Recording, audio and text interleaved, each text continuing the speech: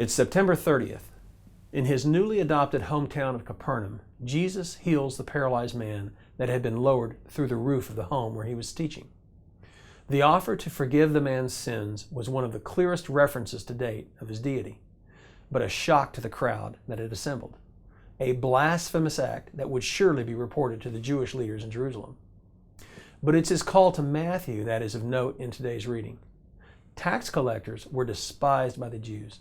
By collaborating with the Romans, by extorting exorbitant taxes from their countrymen and pocketing the excess for themselves, tax collectors were seen as corrupt traitors to the cause of Jewish nationalism and to Judaism itself.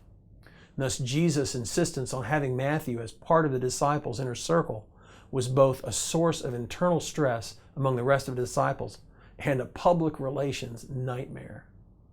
Matthew's immediate response to Jesus' calling is to invite his other disreputable friends to a party in Jesus' honor. This no doubt infuriated the rest of the disciples and gave Jewish officials legitimate reason to criticize their group. But Jesus has a different agenda.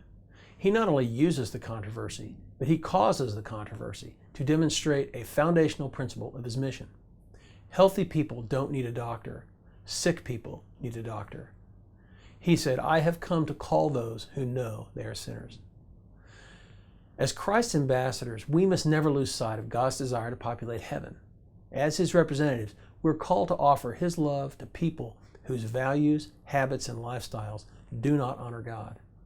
We're called to show love to people whose values often contradict our own. Here's today's application. Do you have many non-Christian friends? Do you reach out to others that society would consider sinners? Ask God how to engage those around you and show his love to them.